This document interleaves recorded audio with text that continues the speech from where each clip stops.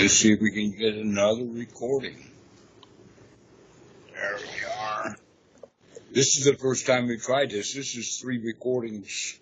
Conversation. Okay. We will have regrets as long as we dwell in the past. Right. And now you're regretting in the future of thinking about the past and regretting.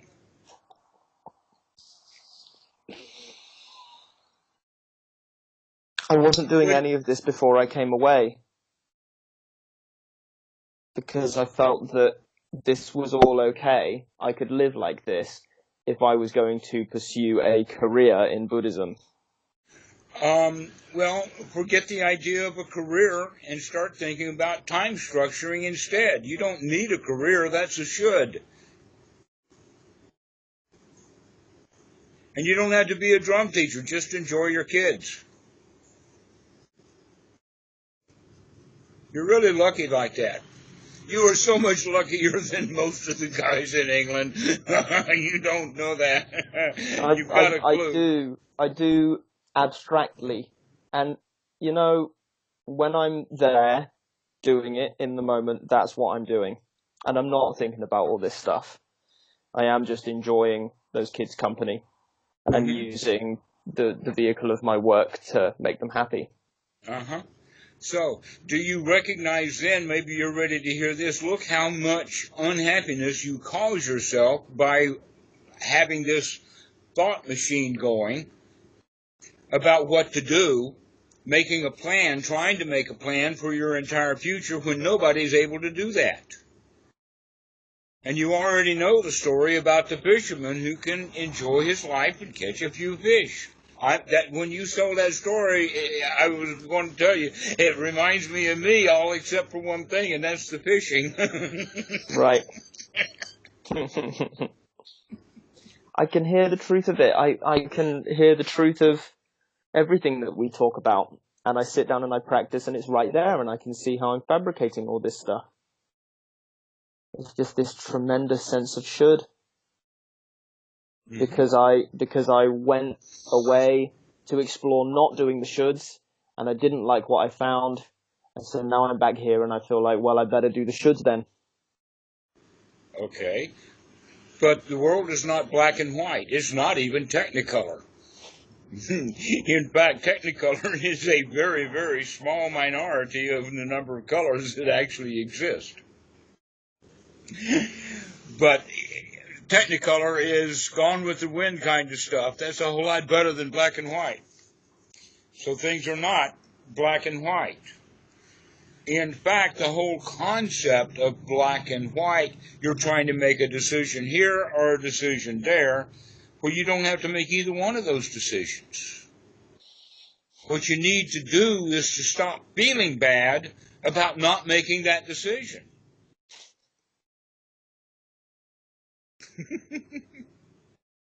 And the best way of stop feeling bad is by stop thinking about it.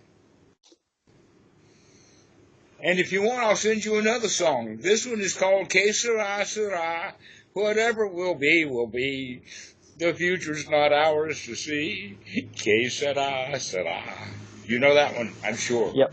Yeah. And again, I hear the wisdom and the truth, and I'm just fucking scared.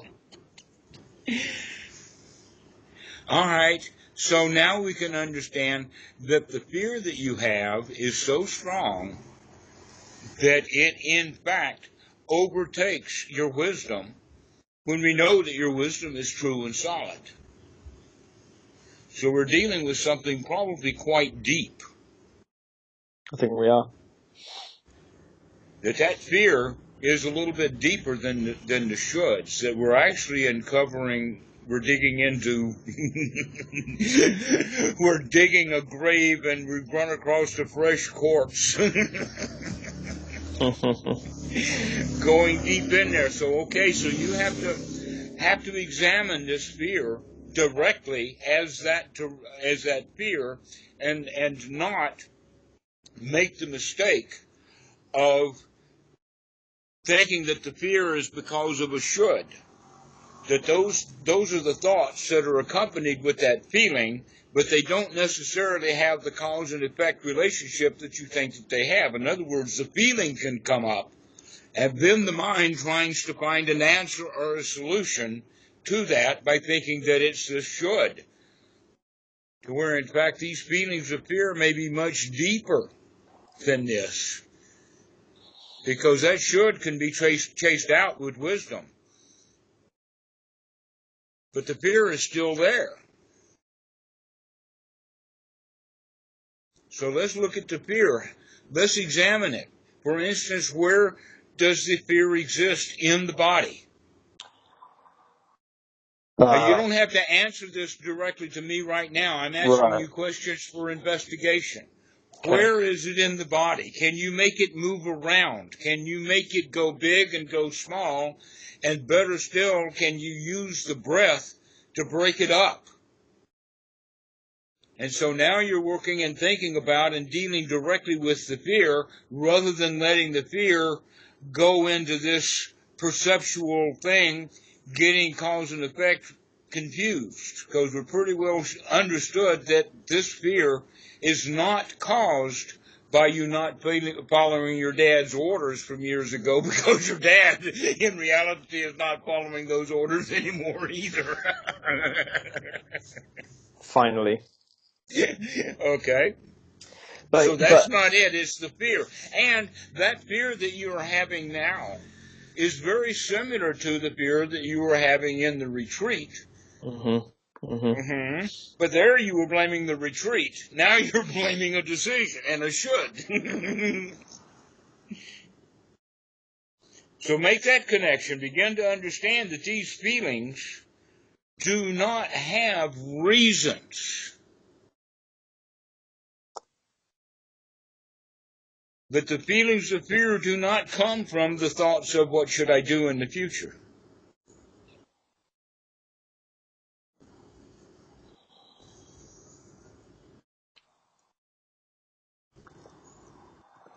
But that's the common thing. That's one of the reasons why people get afraid, is in fact because of the future. They think that I'm afraid because of what the future will bring, and I had better be prepared for it. And so very few people are thinking that the fear, because nobody thinks that the fear comes from the past other than digging up an old memory with the worry that it'll happen again. It's the knowledge that I only have one life. It's a limited time offer. You only have one moment. It's more limited than you realize. Why spend this moment, your entire existence, worrying about the next one that you don't get?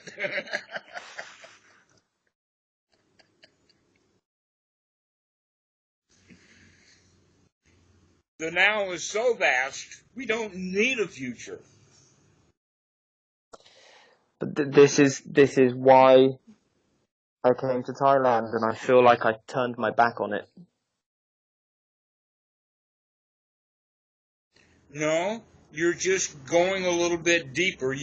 It's time for you to start to deal with the real feelings. This is the part of being alive. This is the part. Basically, what you're doing is that you're digging up old wounds. You're digging up old hurts. Allow those old hurts to be healed without having to put labels on them. Even if they have with memories. In fact, the psychologists make a big mistake by doing too much archaeology, psychological archaeology we call it. Yeah. Because we wind up blaming someone else for the way that we feel, rather than recognize, oh, that feeling that I have there, I had that feeling when I was 4 years old. Wow, I felt that way then, and now I feel that way now. Let me see if I can take a deep breath and stop that. But so you're not interacting with it. Yeah, don't try to figure it out or put labels on it. That we recognize that these deep feelings are just there. They come out of what you would call primal. They're instinctual.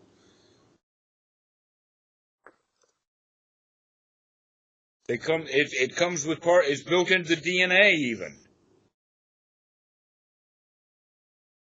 and we reinforced that when we were children and made our mental maps based upon that kind of chemical stuff that was happening even before we were born. Psychologists have done an enormous amount of research on prenatal. That's why they don't want any of the women to take any of the drugs or any of the tobacco or any of the pills. They want to take the woman off of everything, because anything that she takes, she's going to give to her kid. So they recommend Mozart. Perfect. No drums in Mozart. Doesn't matter. Harmony in Mozart.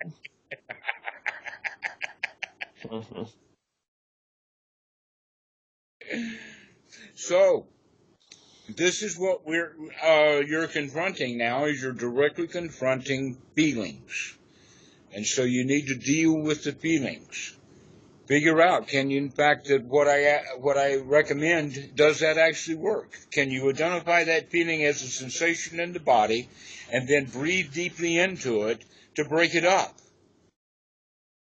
Breathing deeply and rhythmically. Can you bring the body back to a state of homeostasis? Because when you're in a state of fear, not only are you thinking about all of these thoughts about shoulds, but the body is in a state of disassociation.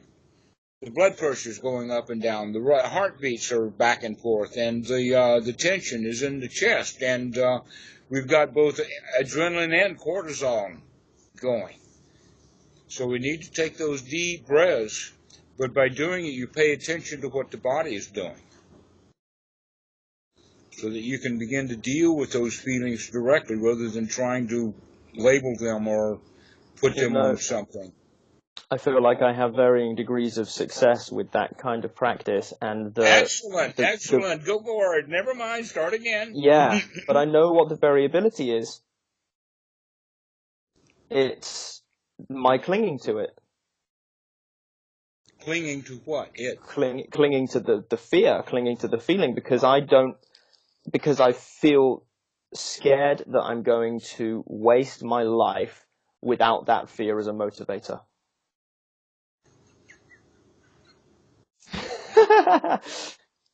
Ye shall know the truth, and the truth shall set you free, but perfect is going to upset you. And that's what I know. So now look at what you're clinging at. You're clinging to a feeling as a motivator, rather than trusting that you can figure out your own motivators without clinging to this kind of suffering. You don't need this suffering. You can let wisdom be your guide. Or as Jimmy the Cricket would say, let your conscience be your guide.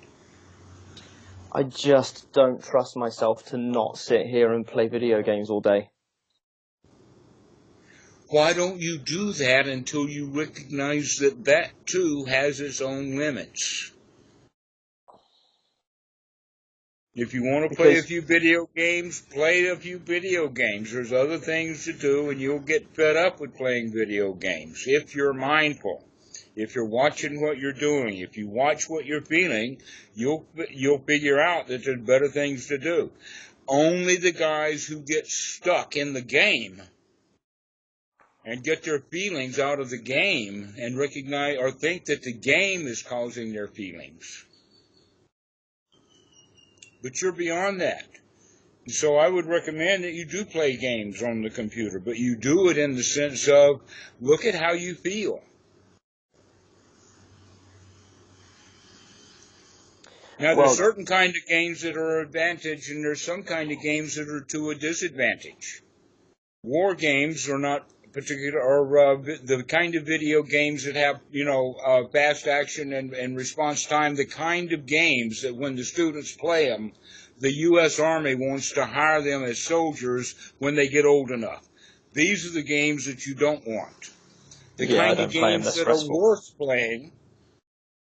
The kind of games that are worth playing are the kind of games that make your mind work.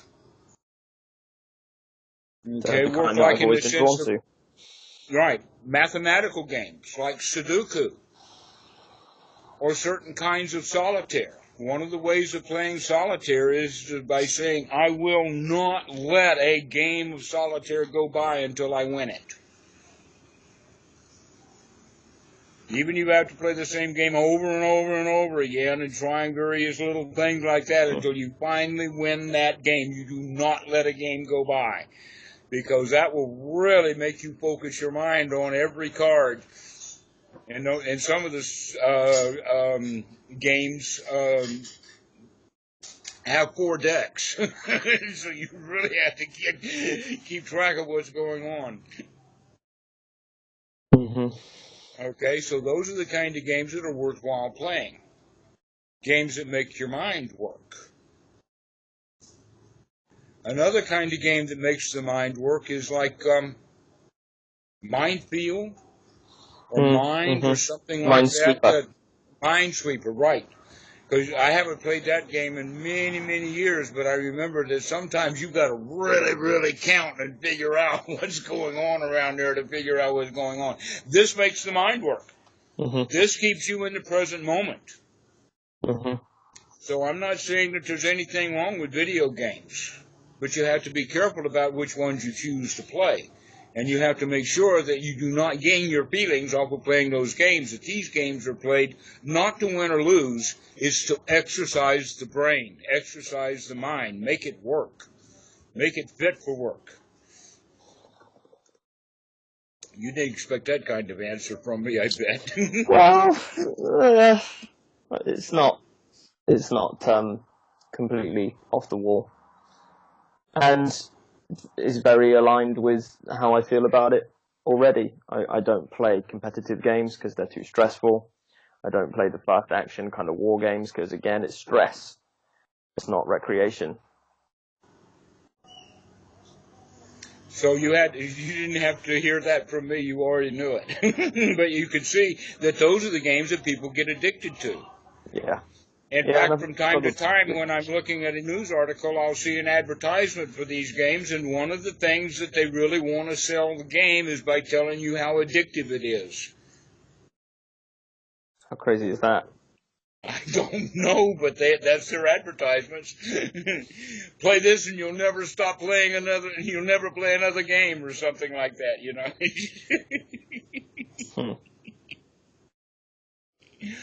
Yeah, so they're intentionally trying to make them addictive. Mm-hmm. Mm-hmm.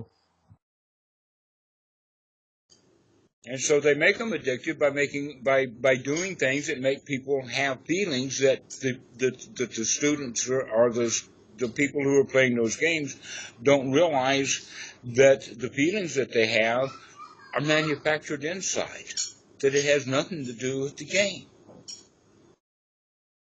It's because of wanting things.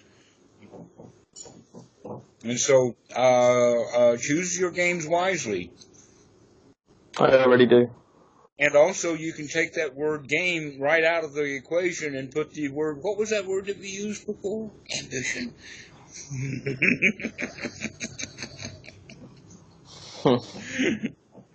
Same thing. Choose wisely. Choose your ambition so that you do not have the feelings manage your ambition or the ambition manage the feelings. Divide and conquer. You manage the ambitions and you manage the feelings. With a mind fit for work.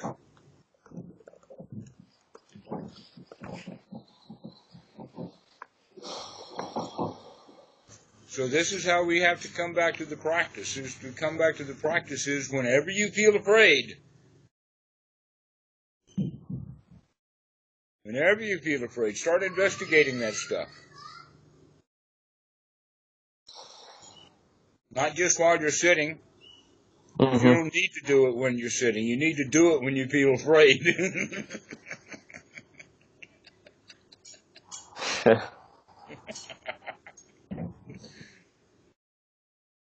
And so the song, whenever I feel afraid, I hold my head erect. I whistle a happy tune, and no one, not even me, will suspect I'm afraid, because I'm not. Picking yourself up, dusting yourself off, and starting all over again, that's the way to go. So I think Rogers and Hart did King and I. Mm-hmm. So the lyrics, whenever I feel afraid, I hold my head erect. And besides, they were British anyway going into Thailand.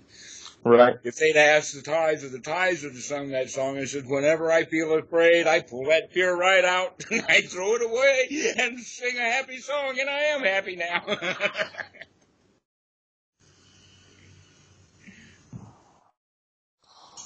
So this is how we deal with it. Deal with that fear directly. Recognize it for what it is. Take a deep breath. Allow your body to come back to a state of homeostasis rather than following the thoughts, thinking that the thoughts cause the feelings. Then, in fact, one of the things that we can understand is that feelings are actually a little slower because they've got a whole lot of chemicals to put out. Mm-hmm. Needs some glands here and there to where thoughts, wow, they're really fast. I feel like a good analogy might be that the fear is like the training wheels on my bike, and I don't know that I can ride without them. Well, inspect them. Yeah. One of the ways of inspecting real training wheels on bicycles is by adjusting the height of those little training wheels. How high can you get the bar before you don't really need them anymore at all? Normally they have 3 or 4 holes in them so that you can up and down.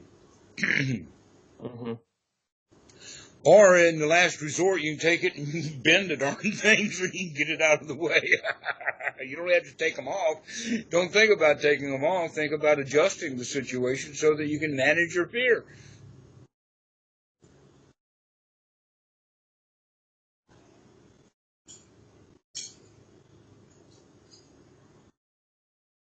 Let your wisdom be your guide rather than the shoulds.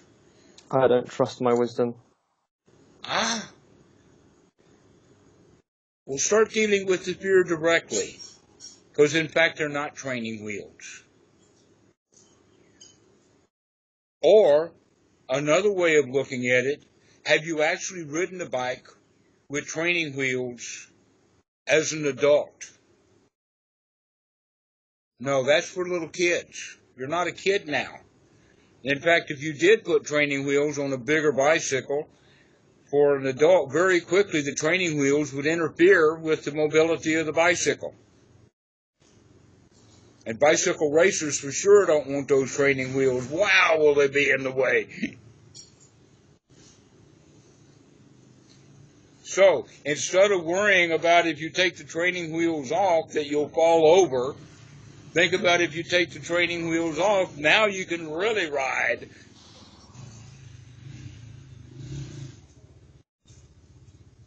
That becoming a manager of your feelings is exactly what it is going to take to become that lion.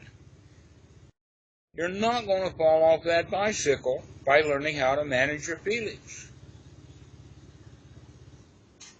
And if you become a dead layabout that gets absolutely nothing done, please advertise so that the mass amount of people can come and worship at your feet.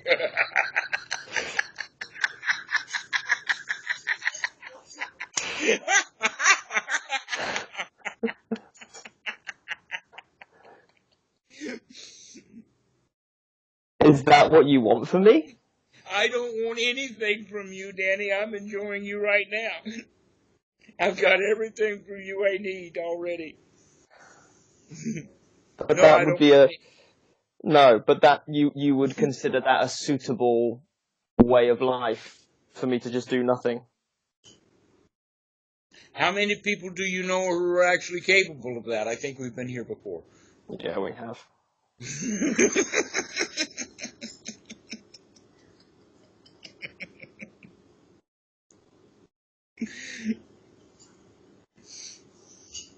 So, I'm going to let you go now, but here's the task. The task is to start working with these feelings of fear. So be on guard for them, because they will be coming up. I know they'll be coming up because that's basically all we've talked about for the past 2 months. Yeah. is dealing with this fear. And you can manage it. I know you can. You can take control over it. But the first thing you have to do is recognize that the fear is not dependent upon the thoughts about what you should do in the future. That the fear is a feeling that you have to deal with right now in the present. That's a very, very difficult thing for people to understand. Almost everybody thinks about, I'm afraid, because of what will happen in the future. For in fact, the fear is a feeling that we have right now that may or may not be associated with the future at all.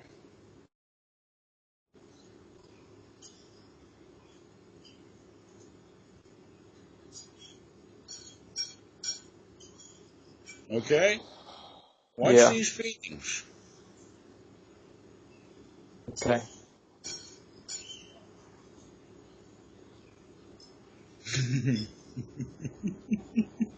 So much resistance everywhere. But I need to go too. Watch the resistance also.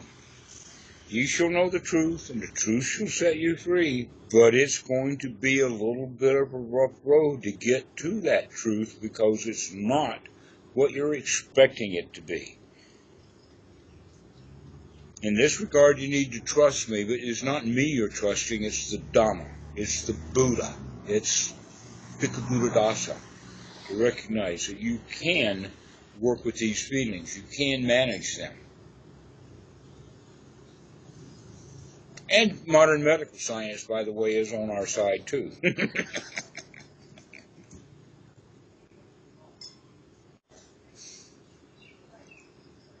And no one is on the side that should, not even your daddy anymore.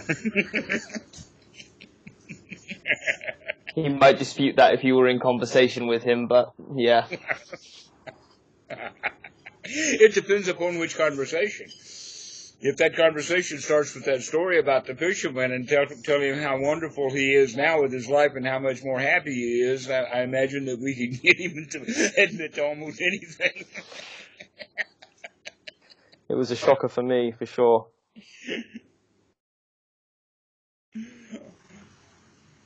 All right. Anything else? No, thank you, Dhammarato. All right. This has been a most delightful conversation. It has. Yes, it has. It has because I know what you're going through. I have a lot of compassion for you. Been there, done that. Thank you. I'll carry that with me. Okay. We'll see you. Goodbye.